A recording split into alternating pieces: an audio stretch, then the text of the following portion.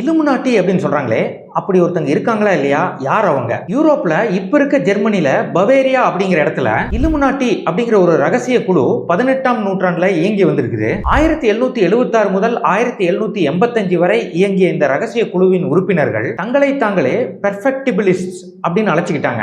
இதை நிறுவிய பேராசிரியர் ஆடம் வைசாஃப் சமூகத்தில் இருக்கும் மூட நம்பிக்கைகள் மற்றும் மதங்கள் செலுத்தும் தாக்கத்தை நீக்கி பகுத்தறிவு மற்றும் ஈகை தன்மையை வலுவாக்க விரும்பினாரு. இந்த இலுமினாட்டி குழுல ஒருத்தர் புதிய உறுப்பினரா சேரணும்னா அவருக்கு அதிக செல்வமும் அவர் சார்ந்திருந்த குடும்பத்தில் அவருக்கு நல்ல பெயரும் இருக்கணும். அது போக அவர் உறுப்பினர் ஆவதற்கு ஏற்கனவே உறுப்பினராக இருக்கும் இலுமினாட்டிகள் ஒப்புதல் தெரிவிக்க வேண்டும். இந்த இலுமினாட்டிகள் தான் இந்த உலகத்தை கட்டுப்படுத்துகிறார்கள். இன்றளவும் இலுமினாட்டிகள் ரகசியமாக இயங்குறதாகவும் உலகையே கட்டுப்படுத்துறதாகவும் இவர்களை குறித்து மிகச்சிலருக்கே தெரியும் அப்படின்னு பலர் நம்புகிறார்கள். 1784 காலகட்டத்தில் இலுமினாட்டி குழுவில் 2000 3000 பேர் உறுப்பினராக இருந்ததாக கூறப்படுகிறது.